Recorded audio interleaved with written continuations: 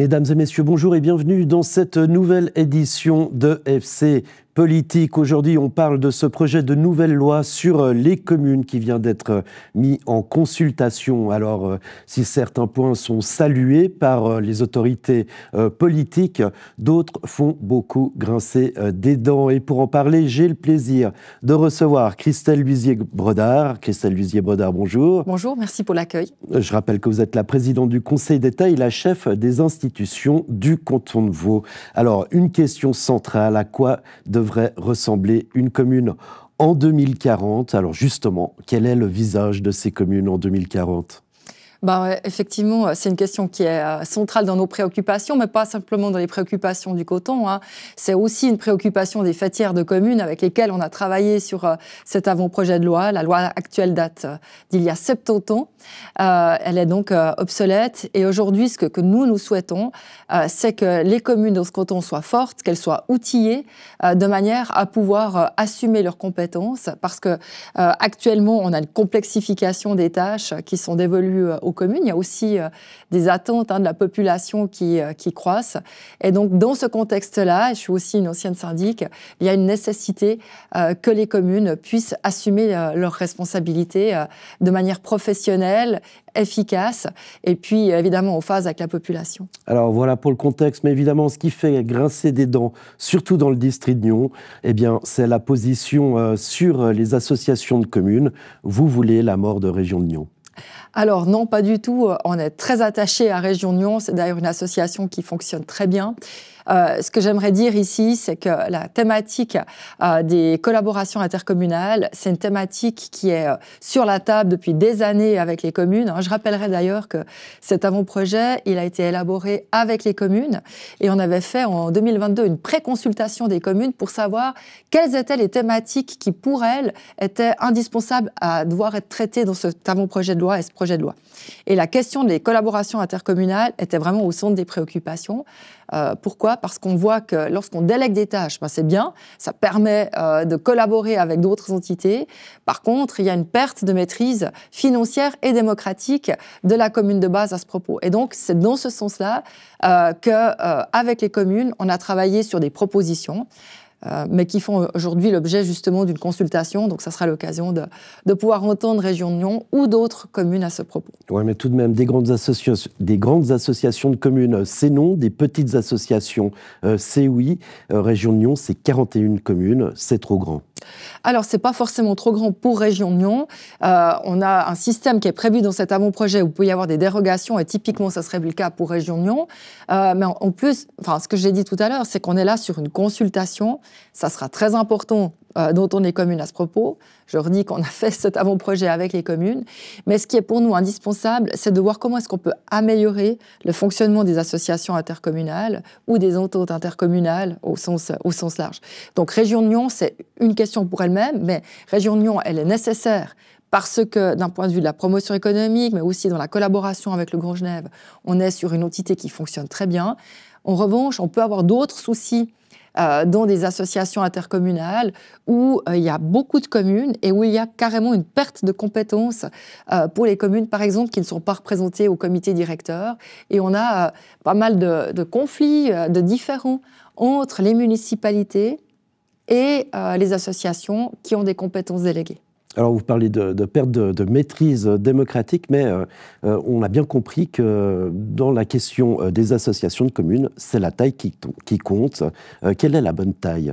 Alors, s'il n'y a pas que la question de la taille, donc la question de la taille, c'est une des questions qui est posée sur la table par rapport à cet avant-projet de loi, mais il y a aussi les formes de la collaboration intercommunale qui est questionnée. On a par exemple une nouvelle société d'intérêt public qui est prévue dans la loi, qui permet d'associer de manière plus simple des entités privées et des communes au sein d'organisations intercommunales. Il y a aussi toute la question des liens entre les municipalités et les associations, l'information réciproque entre ces entités et les communes de base. Donc c'est vraiment un ensemble de points qu'on peut mettre sur la table. On n'a pas la prétention d'avoir trouvé la baguette magique. En revanche, je le répète, s'il y a un point que les communes mettent sur la table comme étant problématique depuis des années, c'est bel et bien cette perte de maîtrise en lien avec les collaborations intercommunales. Parce qu'à un moment donné, quand vous êtes dans une entité intercommunale, eh bien, vous traitez en général une seule thématique et donc vous perdez la vision globale pour la commune de base sur les équilibres budgétaires et les arbitrages politiques. Mais ce qui vous dérange, c'est finalement ce quatrième échelon politique qui n'est pas prévu par la Constitution suisse. Les associations de communes, elles prennent trop de place. Non, alors c'est pas du tout cette problématique d'avoir un échelon institutionnel, même si ça complexifie les questions. Disons ce que les communes mettent sur la table, parce que c'est une loi pour les communes et avec les communes, ce que les communes mettent sur la table, c'est qu'il y a une perte de maîtrise financière en déléguant beaucoup de tâches à des associations intercommunales, ce qui fait que vous déléguez la STEP, l'accueil de jour, les écoles, et à un moment donné, la structure communale qui est faite d'élus directement par la population, n'assume plus réellement ces compétences-là. Et au final, les décisions sont prises ailleurs que dans cette commune de base et dans des associations qui sont monothématiques. Ce qui nous est souvent dit, c'est que dans ces structures, on a des personnes qui sont extrêmement profilées sur un sujet, mais qu'il n'y a plus, au fond, cette vision communale de base avec des arbitrages qui peuvent se faire. Alors donc, pour Région de Nyon, il y aurait une dérogation, mais pour des structures, justement, comme les STEP régionales, parce que le canton a poussé à ce que les communes s'organisent, qu'est-ce qu'il en serait ? Non, mais effectivement, il y a toute une série d'entités qui vont très bien. Et c'est peut-être cette question de la taille que nous, on questionne. On met un peu un pied dans la fourmilière. Est-ce que c'est la vraie question ? Il faut le voir. Mais en tous les cas, aujourd'hui, cette problématique, elle doit être traitée. Les STEP, c'est clair, on a des bassins de population, on a aussi des lois spéciales par rapport à ces éléments-là. Donc, on ne traite pas tout non plus uniquement par le biais de la loi sur les communes. Mais la question qui doit se poser au final, c'est d'éviter qu'une commune ne délègue toutes ses compétences soit à une entité intercommunale, soit carrément à l'État. Nous, ce qu'on veut, c'est que ça soit des communes fortes, qui puissent assumer leurs compétences. Et c'est aussi les raisons pour lesquelles on veut travailler sur les appuis aux communes par des formations. On souhaite que les collaborateurs des communes aient une formation minimale. Mais alors ça, on va y revenir. Mais en tout cas, qui permettent à chacune d'entre elles d'assumer leurs compétences. Parce que sinon, on a un risque d'avoir des communes à deux vitesses. Mais alors, sur justement ces associations de communes, alors vous dites il faut qu'elles soient toutes représentées au CODIR, qu'elles soient toutes représentées à la COFIN, également à la COGES, et qu'en plus, ce ne soient pas des municipaux qui siègent dans les conseils intercommunaux. Ça fait beaucoup de prérequis. C'est des éléments qui viennent pour résoudre des questions qui sont des vraies questions, posées par les communes, posées par les citoyens, posées par les municipalités, parce que dans les 4 thématiques que nous avons choisies pour réviser cette loi, ces 4 thématiques, elles résultent d'une préconsultation que l'on avait fait auprès des communes et qui nous ont clairement dit les questions d'intercommunalité, c'est un vrai souci, la question des finances communales, la question de la surveillance de l'État, et puis la question du rôle politique des autorités communales. Et ces 4 pôles de thématiques ont été les axes choisis par les communes pour revoir cette nouvelle loi. Mais toutes ces communes, donc dans une association de communes, doivent être présentes au CODIR. La loi prévoit qu'il y aurait 3, 5 ou 7 membres dans ces CODIR. Qu'est-ce qu'on fait si on est 8 ? Ça, c'est vraiment une question. Et je pense qu'on a justement aussi voulu élargir le questionnaire en disant, est-ce que cette taille, elle est juste? Est-ce qu'elle devrait être plus importante? Est-ce qu'il y a d'autres solutions? Et j'insiste énormément sur le fait qu'on a maintenant 2 mois de consultation et que, quelque part, on vient avec des propositions qui peuvent être challengées, mais ce qui est clair, c'est que la thématique et le souci vraiment sont réels. On n'a pas voulu aller non plus sur une contrainte, par exemple, aux fusions. Donc ça, c'était aussi pour nous très clair que c'est la population qui décide à ce propos. Donc, dès le moment où on a des communes qui restent dans leur taille d'aujourd'hui, eh bien, on doit pouvoir trouver des chemins sur ces questions de collaboration et surtout aussi sur la question de la manière dont elles peuvent assumer leurs tâches. Et moi, j'y suis confrontée chaque jour comme conseillère d'État. On a beaucoup de questions de la part des communes, beaucoup de points qui nous remontent et vraiment, on n'aimerait pas qu'à terme, on puisse avoir des communes qui deviennent des coquilles vides. Par ailleurs, on a d'autres possibilités que l'association intercommunale. On peut passer des contrats de droit administratif entre une commune et d'autres communes. Enfin, il y a toute une autre série de façons de travailler que la pure et dure association intercommunale. Sur les questions d'agglomération, on a aussi les agglomérations.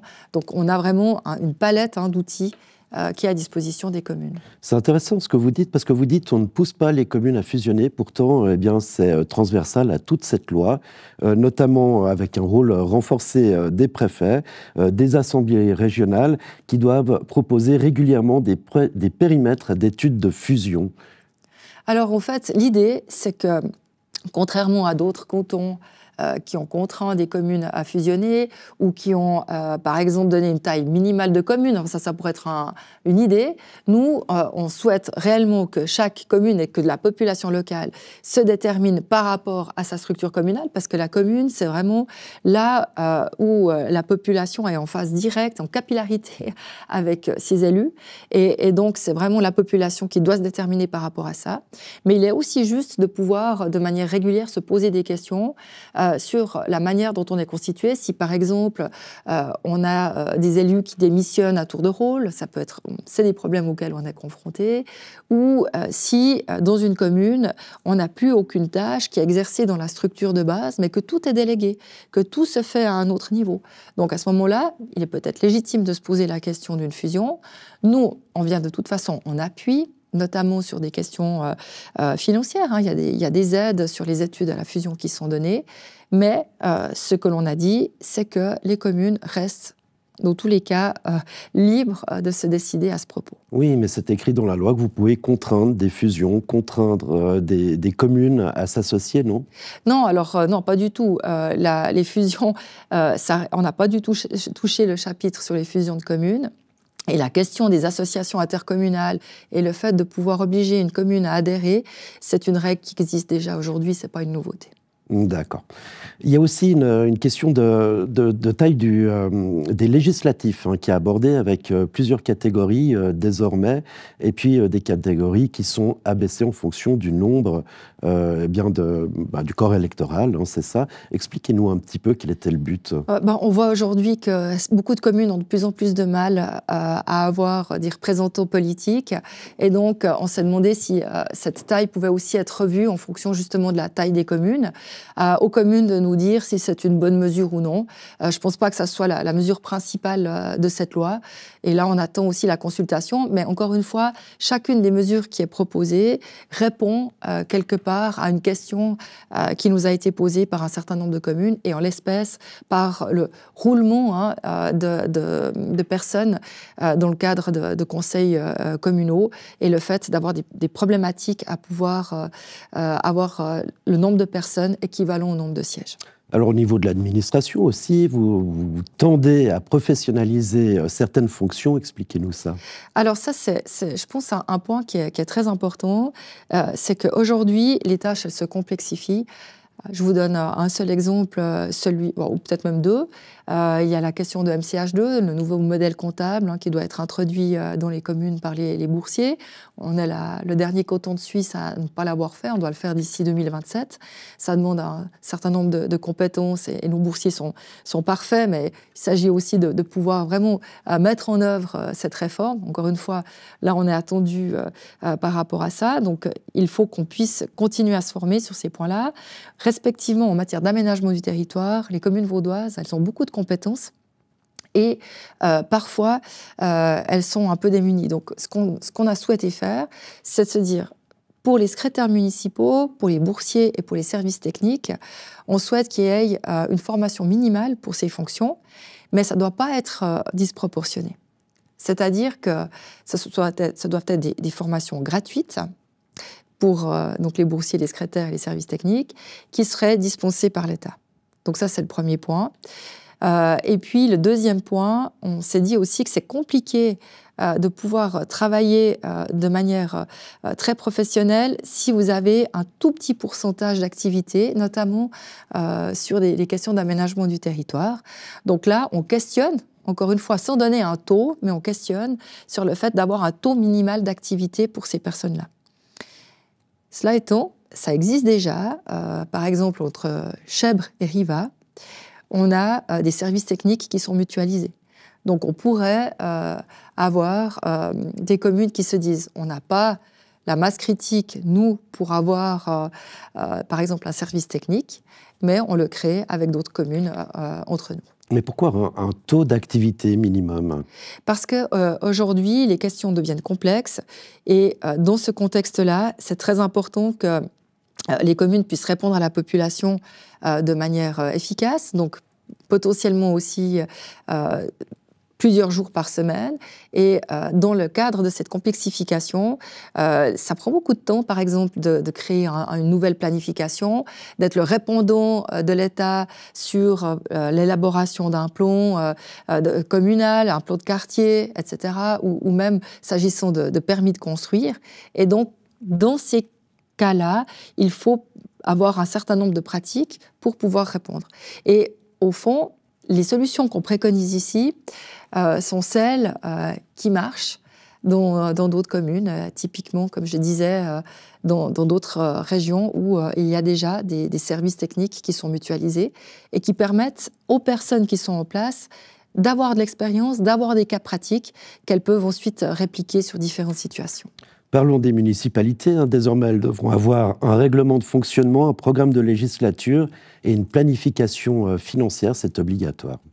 Oui, alors évidemment que ce n'est pas la même chose si vous avez une commune de 20 000 habitants ou une commune de 500 habitants. En revanche, il nous paraît important que chaque municipalité se fixe des règles de fonctionnement en lien avec la collégialité. Ça fait écho à des problèmes qu'on a pu vivre dans les communes, notamment dans le district, et qui nous remontent du terrain. Et donc, l'idée, c'est qu'au début de chaque législature, une municipalité se donne un peu ses règles de bonne conduite sur la base de modèles qui sont dispensés par l'État, mais qu'elle puisse vraiment moduler ceci. Et puis, sur les aspects politiques, il nous semble qu'une fois tous les 5 ans, un collège, une municipalité, doit se positionner, réfléchir à ce qui va faire le cœur de la législature pour l'ensemble de la population. Et là, même si vous avez une commune de 300 ou 500 habitants, vous pouvez avoir des grands projets, par exemple un projet de chauffage à distance, pour dire quelque chose. Et donc, c'est de se mettre d'accord sur les grands axes que l'on veut développer sur 5 ans, étant entendu que c'est évidemment pas la même chose pour une grande commune ou une petite commune. Et puis on ne parle plus désormais de plafond d'endettement, mais de plafond des emprunts. Oui, c'est sémantique.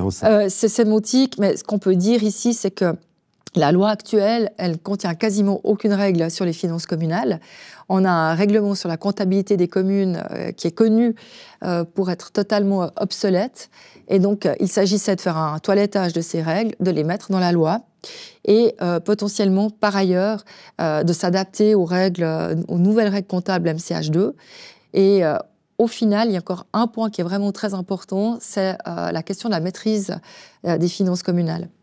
On est le dernier canton en Suisse où les communes n'ont pas dans une loi, disons, un dispositif qui permette d'avoir des indicateurs, par exemple, sur l'emprunt, l'endettement, sur les marges d'autofinancement, et donc d'avoir quelque chose d'un peu standardisé et qui induise une réaction si tout d'un coup les finances communales se dégradent avec des stades d'intervention de la part de la municipalité et du conseil communal. Et ça, c'est des éléments que l'on avait discutés sur le principe dans le cadre de l'accord coton commune, où l'on avait dit, dans l'accord avec les fêtières, qu'on reviendrait dans la loi avec un dispositif de la sorte, qu'on a évidemment modulé dans cet avant-projet avec les communes. Très rapidement, au niveau des conseils communaux, le but, c'est d'éviter la cogestion. Alors, qu'est-ce qu'on reproche à ces conseils communaux ? Alors aujourd'hui, on a beaucoup de demandes à l'État d'intervention sur des différends qui existent sur les compétences entre les conseils communaux et généraux et les municipalités. Et c'est vrai que ce n'est pas toujours simple de savoir ce qui relève d'une municipalité et ce qui relève d'un conseil, ce d'autant plus que dans le dispositif cantonal vaudois, le rôle du législatif communal, il est moins étendu que par exemple le Parlement cantonal. Et donc, c'est dans ce contexte-là qu'on a voulu simplement clarifier les compétences pour finalement éviter ce type de problème qu'on peut avoir. Vous renforcez aussi le rôle du préfet comme autorité de surveillance. Expliquez-nous ça. Le préfet, c'est clairement une courroie de transmission entre le Conseil d'État et les communes, mais par ailleurs, c'est la personne de référence dans le district qui a la tâche de la surveillance des communes, mais qui les accompagne aussi beaucoup avec les bons offices. Donc ce rôle est renforcé. Et de la même manière, on a eu quand même pas mal de problématiques dans l'ensemble des districts du coton sur des fonctionnements de municipalités qui peuvent entraîner des dysfonctionnements dans la gestion communale, avec carrément des municipalités qui sont à l'arrêt et donc qui ne peuvent plus assumer les prestations pour la population. Et il nous paraît qu'on ne veut pas renforcer par trop la surveillance étatique. En revanche, on se dit que l'enquête administrative telle qu'on l'a aujourd'hui avec les préfets, c'est le bon outil pour voir s'il y a des problèmes au sein d'une municipalité, avec des rapports qui seraient faits cette fois-ci uniquement aux communes, qui seraient publics et qui permettraient d'aller de l'avant. Mais c'est compliqué pour le préfet de mener des enquêtes administratives sur ses propres communes. Là, c'est souvent des préfets qui sont extérieurs au district qui enquêtent. On a en tête l'exemple de Perrois, par exemple. Ça va être un modus vivendi qui va perdurer dans le futur. Vous avez raison, je pense que c'est parfois compliqué, vu les liens qui existent, et ça y est d'ailleurs tant mieux, entre les préfets et les communes. Donc, il n'y a pas une systématique, mais on est au cas par cas, en espérant que les cas ne soient pas trop nombreux non plus. Mais effectivement, dans un certain nombre de cas, c'est plus facile pour un préfet hors du district de venir et d'opérer ce type d'enquête. Donc là, on va continuer à le faire comme aujourd'hui, en sachant que c'est plutôt une bonne formule. Puis sinon, des tâches renforcées pour les préfets, il va falloir engager dans les préfectures. Écoutez, aujourd'hui, ce n'est pas prévu d'engager en fonction de la loi, mais rien n'est jamais ancré dans le marbre. On a des finances cantonales qui sont aussi un peu difficiles, exigeantes actuellement. Donc on verra avec l'entrée en vigueur de la loi, mais on a un peu de temps, parce que, il y a maintenant cette consultation, il faut voir ce qui remonte du terrain, il faut que le projet définitif soit après adopté par le Conseil d'État, passe au Parlement. L'idée étant d'avoir une entrée en vigueur pour la nouvelle législature communale, donc le 1er juillet 2026, avec les nouvelles autorités. Et là, on pourra, au fil de l'eau, évaluer les besoins s'il y en a. Mais vous y croyez vraiment pour cette entrée en vigueur en 2026, entre les travaux en commission, les discussions, les élections qui arrivent, ça fait un petit peu beaucoup? Bon, alors effectivement, les élections arrivent, mais le processus, il est parlementaire au niveau cantonal. Donc la consultation des communes, elle a vraiment lieu maintenant. J'aimerais d'ailleurs dire qu'il y a des séances d'information qui sont organisées partout dans le canton pour expliquer les nouveautés. On attend énormément de réactions, non seulement des fêtières, mais de toutes les organisations impliquées, des partis politiques et de toute personne qui souhaite répondre à ce questionnaire. Donc c'est maintenant que les communes doivent vraiment nous répondre jusqu'au 30 mars. Et puis après, c'est le processus standard du Conseil d'État et du Parlement. Il est évident que si le Parlement met beaucoup plus de temps à traiter la loi, on n'aura pas une mise en vigueur pour le 1er juillet 26. Mais aujourd'hui, en tous les cas, le timing paraît réaliste. On a l'impression que vous avez exigé beaucoup, vous demandez beaucoup dans cette nouvelle loi. Finalement, qu'est-ce qui est essentiel? Quel est le point sur lequel vous ne lâcherez pas? Alors, je ne peux pas le dire aujourd'hui, parce que si on met en consultation un avant-projet de loi, c'est justement pour avoir le retour des autorités communales et de tous les autres organismes. Moi, ce qui me semble essentiel, c'est de trouver des solutions pour que les communes puissent assumer leurs compétences. Vous savez, j'ai beaucoup de demandes un peu ambivalentes de la part des communes. Et je le dis d'autant plus avec sincérité que j'ai été syndic pendant 10 ans. Je suis très attachée à la structure communale, aux communes, à être en proximité avec la population. J'ai beaucoup de communes qui nous disent nous voulons rester autonomes, mais qui, à la moindre difficulté, nous disent on n'a pas les moyens d'assumer nos responsabilités, on demande l'aide de l'État, ou on demande surtout que l'État fasse à notre place.